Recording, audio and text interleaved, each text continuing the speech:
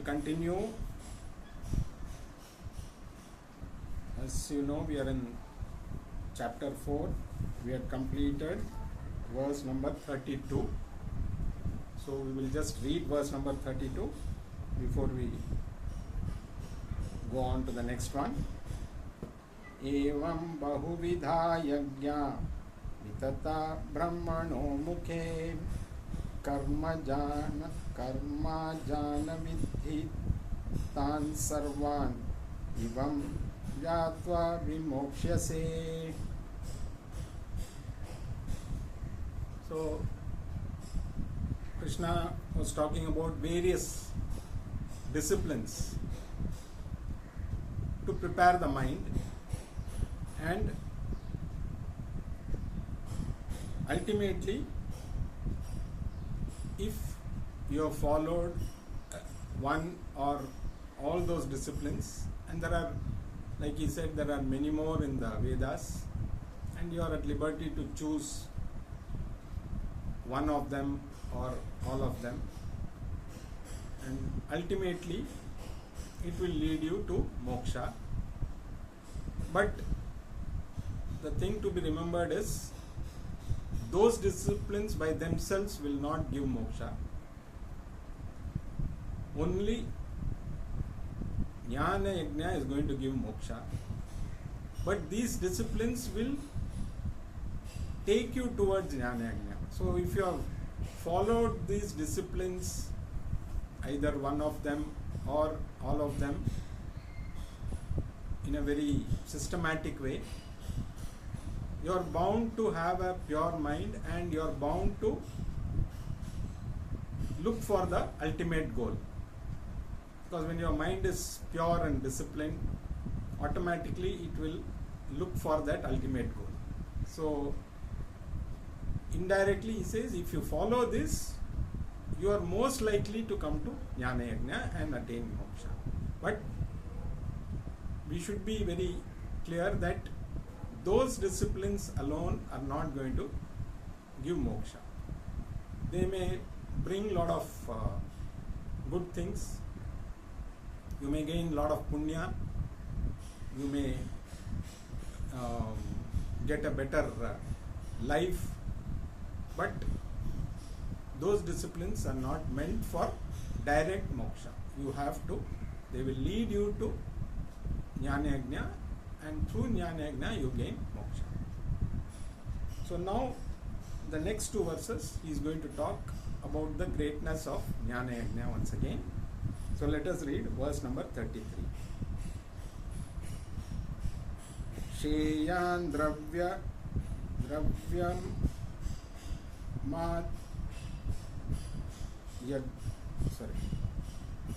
Shreyan dravyamayad yajna jnana yajna parantapa sarva karma khilam partha jnane parisa mapyate.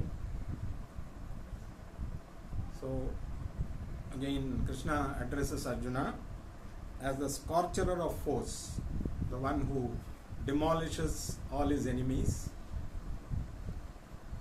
This discipline of knowledge is superior to all other religious disciplines performed with materials. All these will ultimately resolve into jnana yoga.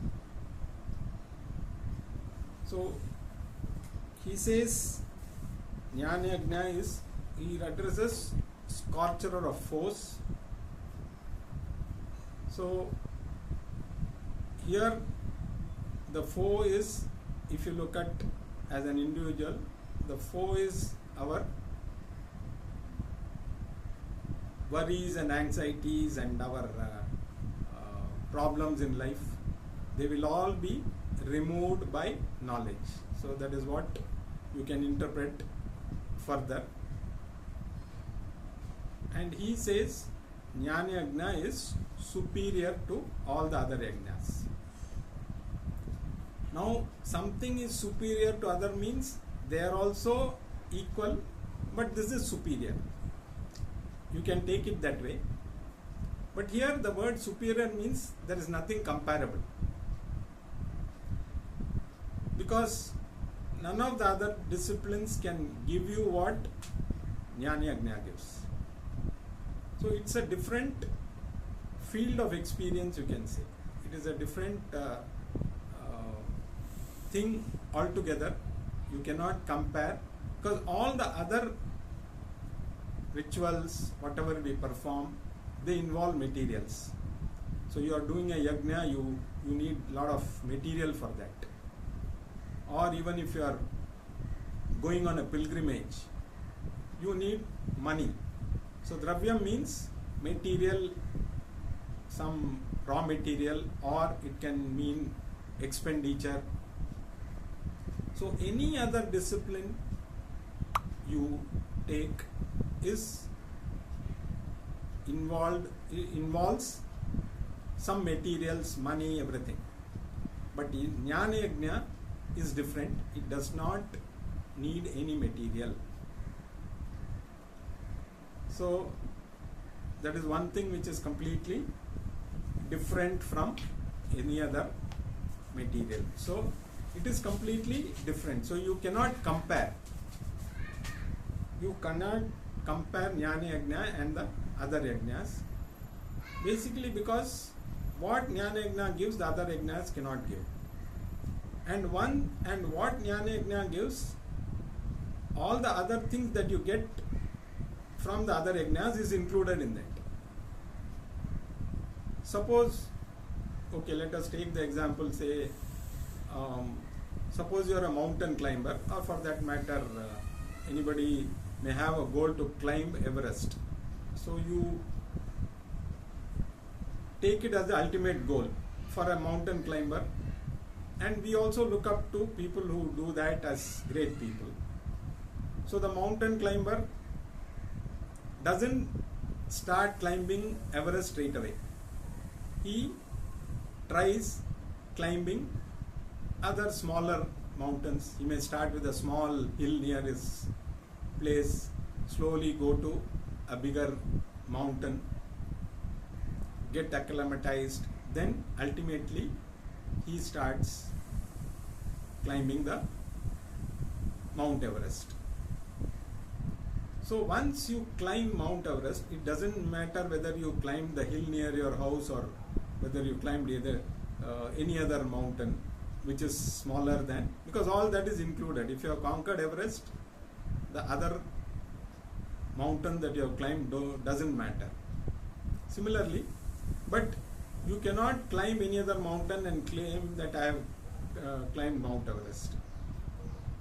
So same thing, you can, all the other yajnas are like the smaller mountains that you use for practicing before you climb Mount Everest. So you perform all of them, prepare yourself so that when you climb Mount Everest, you are ready. Same way, all the yajnas, prepare your mind so that your mind is prepared to climb that or claim that. So you cannot, none of the other yajnas you can say I have attained jnanam by doing any of the other yajnas. So there is a basic difference. So you cannot claim your gain knowledge by practicing other yajnas. So you have to come to Jnana Yajna, and there is no time frame. There is no time frame involved when you should come to Jnana Yajna. For all the other yajnas, there are time frames. Like if you do a ritual, what are the materials required? How many people, how many priests should be there to perform that ritual?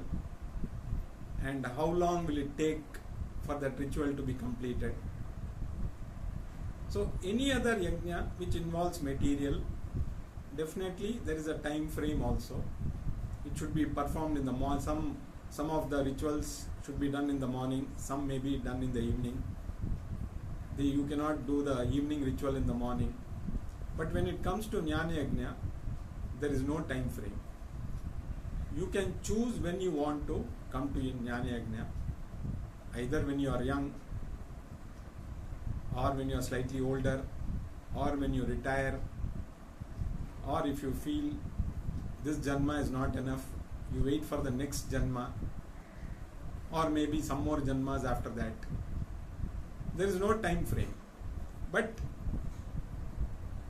here and now we have the chance. So if we wait for the next janma, we don't know when and what kind of janma, when we are going to get the next human birth. So all these factors, if we look at it, we have the chance now. Now let us utilize this. But there is no pressure, there is no time frame, but there is no other choice also. If you look at it, ultimately, as Krishna says, only jnanam is going to give you that moksha. So you have no choice but to come to jnana yajna, whether in this birth or you take another 20 births also. Ultimately you will get moksha only if you come to jnana yajna. So that is very clear. So that is why he says jnana yajna is superior, in the sense that it is incomparable. Something is superior means you can always say, oh, that is also good, but this is slightly superior. You buy something, you buy a cloth or something, this is a good cloth, but this is a superior cloth. So that means, okay, this is also good, but that is better. But here we are not talking about that. That is not comparable to this. So that is a different thing altogether. So you cannot compare the other yajnas to this. Of course, you cannot come to jnana yajna directly also. It is like you are again Mount Everest. You cannot straight away start climbing Mount Everest without practicing climbing in maybe smaller mountains. If you do that, you are bound to fail. Most likely you are bound to fail. There may be some exceptions who may come and start directly practicing, and by luck they may. So it is not ruled out. You cannot say no, that will not happen. But it requires a different kind of this thing altogether. So you have to come to jnana yajna by purifying your mind through the. So you cannot get a join college without going through school. However brilliant you are, you have to go through college to school to gain the qualification of joining the college. So jnana yajna, there is no doubt. That is the only thing which is going to give moksha. No other way. So we come across so many things. People say you do this, you will attain this, you will do this, you will attain this. I believe there's some temple somewhere near Kumbakonam which where only people who don't have a next birth will be able to go. I don't know how far that is true. So I believe otherwise you will not be able to. Only those people will be sort of attracted to go to the temple, and only they will be able to visit the temple. I saw some news somewhere. I don't know how far this is true. And there are also various astrologers who say now this is going to be your last birth. You will not get any further births. I don't know what it is based on, but if you follow the Bhagavad Gita, Krishna says without attaining jnanam, there is no way you are going to come out of this cycle of birth and death. So either we believe Krishna or we go by the others. So it is, choice is ours. So, and there is no compulsion on anybody. It is, you want to come back again and again. Once you die, you don't know whether you are going to get another birth, or somebody says it's your last birth, who will come and verify?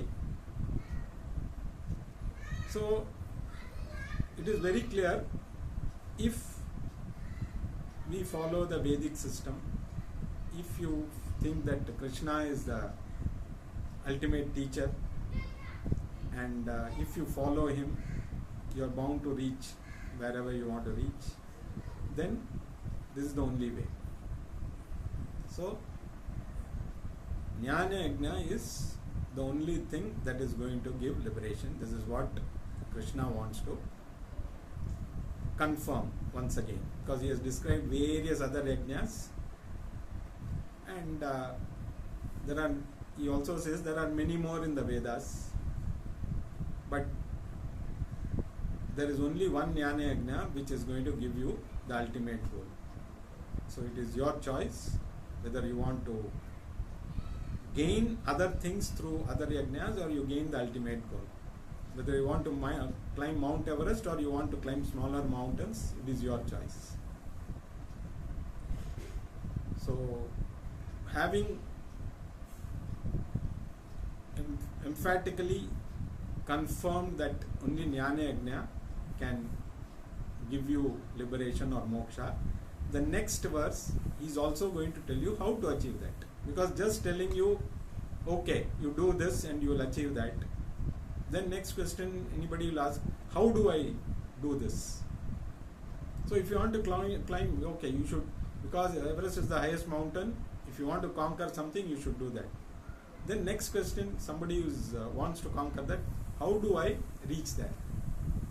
That is what Krishna is going to answer in the next verse, which we are going to read now. Tadvidhi pranipatena pariprashnena sevaya upadekshanti te jnanam jnaninas tattva darshinam. So having glorified Jnana Yajna, now Krishna says how to get that. So he says, understand that. That means that which is to be known by prostrating before the wise people, by asking proper questions, by serving them.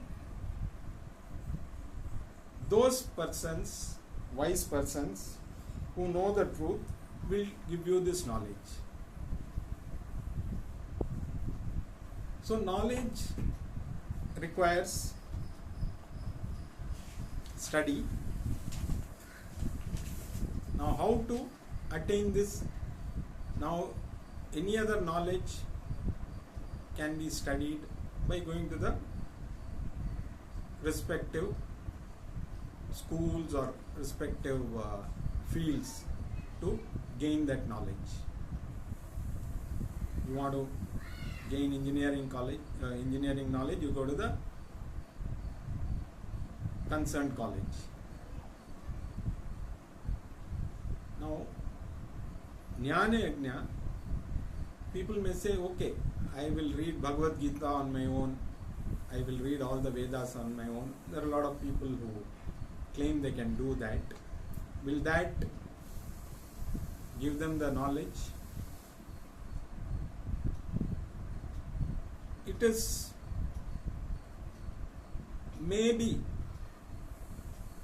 very rarely again that you may understand it properly.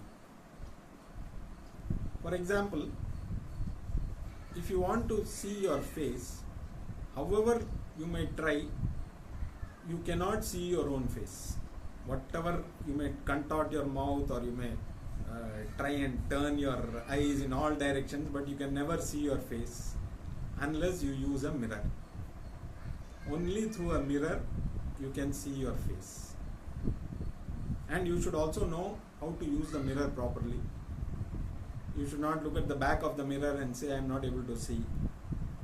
Or the mirror is covered with dust. You have to wipe it properly. So this is just to see your physical self. Now to see your inner self, what is the mirror that is available?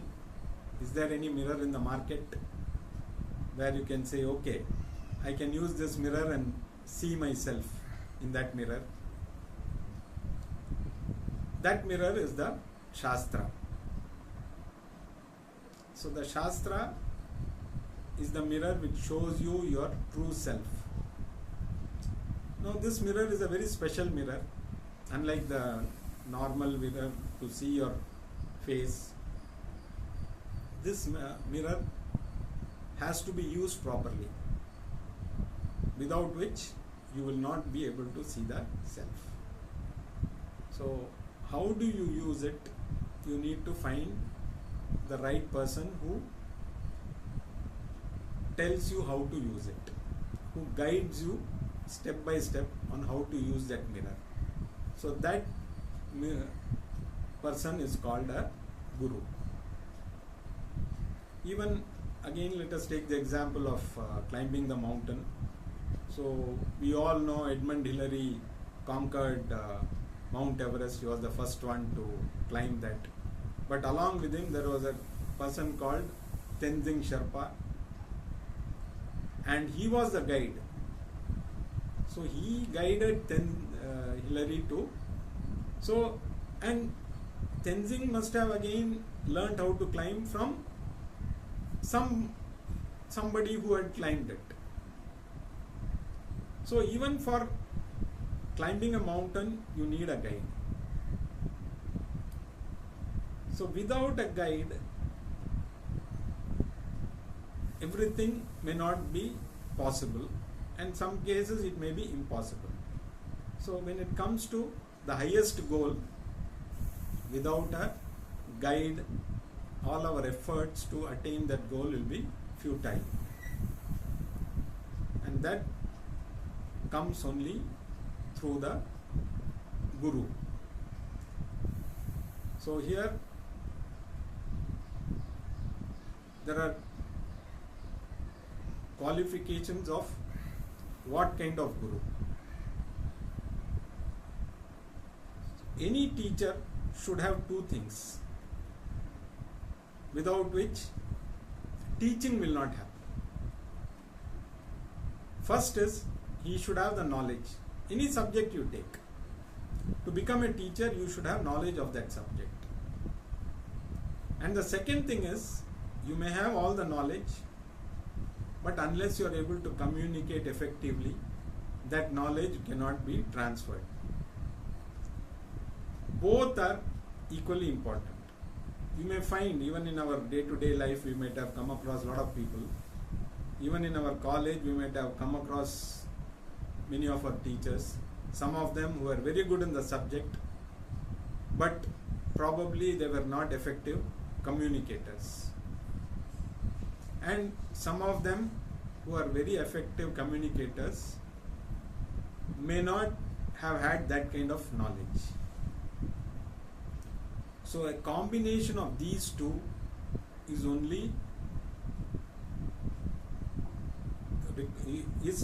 a must for a teacher to be effective. Like Krishna to Arjuna. So Krishna, being the Supreme Self, he had the knowledge and he also could use it effectively to communicate to. He knew when to talk, what to talk, and how to listen, because he doesn't start talking for the first chapter entirely. He doesn't say a word. He allows Arjuna to pour out his frustrations. He knows when to start talking. So this is a must for any guru. So without a guru, effectively you cannot have teaching. So this is very clear, and that is what he says. You have to. And what does the student need? First of all, he should have the burning desire to know. I want this knowledge, I want to gain moksha, so I want this knowledge at any cost.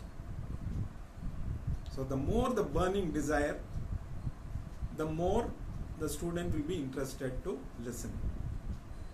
And the second thing is humility. If the student is arrogant, he is never going to gain the knowledge. Humility is a must for any student. So that is why Krishna says, you prostrate before the Guru, you serve the Guru. So unless the student is humble, he has humility, he will not be able to do that. And without that, that knowledge will not be effective. Because unless you surrender, like what Arjuna ultimately, after pouring out all his frustrations, he surrendered to Lord Krishna. He fell at his feet and said, now you guide me. So similar attitude has to be there in any student. So the more humble you are and the more you have desire, so they probably, the desire to know will bring in that humility, but it need not be also. There may be some who may want the knowledge, but they may have some kind of an arrogance which prevents them from serving the Guru or falling at his feet. They may feel it is below their dignity, they may feel they are highly placed. How can I fall in front of, do pranams to Guru? So a Guru should have knowledge and communication. The student should have the burning desire and the humility. So without knowledge, and the Guru should also be a traditional Guru. Because today we have so many Gurus around, there's always a confusion. So if you go marketing, you will find a lot of Gurus on the internet. Each one gives their own, and everything may sound true, because most of them say what we like to hear. So when we listen to somebody, oh, he talks very great. But if you are really looking at moksha, then you have to find out, we may not know the depth of his knowledge because we don't have any knowledge. But if we find out from what tradition he comes, who was his Guru and who was his Guru's Guru. If he is a traditional teacher, then the chances of him being the right Guru are much better. So that is why even in our prayer we say Sadashiva Samarambham. It starts with Lord Shiva, the ultimate Guru. Shankaracharya Madhyamam. Somewhere down the line there is Adi Shankara. And Asmadacharya Paryantam. And further down the line there is my immediate teacher. So you can trace the lineage. So if there is a traditional Guru who follows a lineage, that Guru is more likely to be the best, rather than ones who claim themselves to be self-taught. In fact, even if Krishna wanted, like they do mantra initiation, there are Gurus who will bless you and you will gain this or that, whatever. So Krishna could have easily done that. He could have just placed his hand on Arjuna's head, I am passing all the knowledge to you. In one instant, he could have been enlightened. If that was possible, then Krishna would have done that. So we have to again ask, if somebody promises you instant enlightenment, like you do this and you will get enlightened, and there are a lot of people who claim I am enlightened, you can be very sure they are not. Because one who is enlightened will never say. So, if somebody is a traditional Guru and he follows the methodical way of teaching, then only you are likely to gain that knowledge. Because there are some people, some of the gurus who don't answer any questions. Because they say, okay, I am saying this, you have to accept. And it is there with other religions where questioning is not allowed. You are just asked to follow, that's all. But in real teaching, questioning, that is why in every chapter you will find Arjuna asking questions. So first Krishna tells him so many things, then Arjuna asks questions, then again Krishna. In fact, Krishna says, listen, listen.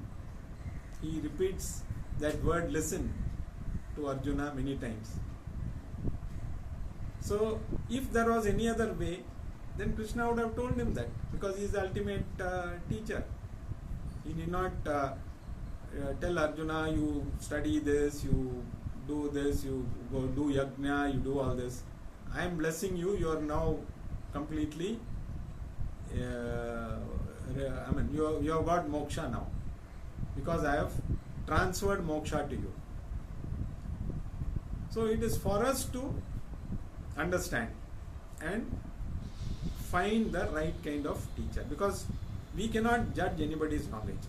We are not saying that the other gurus are all useless. Maybe at a particular time your mind is not ready, or you are just looking for some kind of relief from your problems. So you approach some people whom you think will address your problems, but on the other hand they may have more problems than you. But if you approach a teacher who's a traditional teacher, you are most likely to be in the right path. So that is why Krishna says, you prostrate before them, serve them, and they in turn will teach you what is to be known. And what is to be known is the self. So that mirror to see yourself is the Veda, and how to use that mirror effectively will be taught by the Guru. So there is no other way but Jnanam. So we should not be falsely led by various other promises. If we believe that Bhagavad Gita is a source of knowledge and Lord Krishna himself is passing on that knowledge, so what he is saying must be right, rather than some other person who claims he knows everything. So it is our choice. So let us, with all this in mind, we have to move forward based on our intensity to know and gain knowledge about ourselves, and having an open mind, having that humility to accept our ignorance. It is very difficult for some people to accept their ignorance. So they will give all kinds of excuses and this thing, and try to prove that they know everything. So somebody is trying to establish himself as right. There is every chance that he does not know much. So first is the desire, the second is the humility. If these two are there and you approach the right guru, the student is in the process of how long it will take there is no guarantee. Nobody can, even Lord Krishna did not say in any of the verses that if you study for 20 years you will get moksha. There is no time frame involved, because if everybody gains jnanam, then there will be no world. There will be nothing left. So jnanam is only meant for those who really want to get out of this cycle, and if they are so keen, they will find the way. and they will get it sooner than later. Maybe in this Janma, or maybe if you start in this Janma, you may end up in the next few Janmas at least. At least you are in the process of getting into that. If not, in some Janma, whenever you get another Manushya Janma and you get an interest in studying Bhagavad Gita, from that time again you will be in the process. So, very clearly Krishna has again stated the glory of Jnana Yajna, and there is nothing else that is going to relieve you from this cycle of birth and death. So that is what he has established. Further, he is going to talk about the benefits of Jnana Yajna in the coming verses, which we will see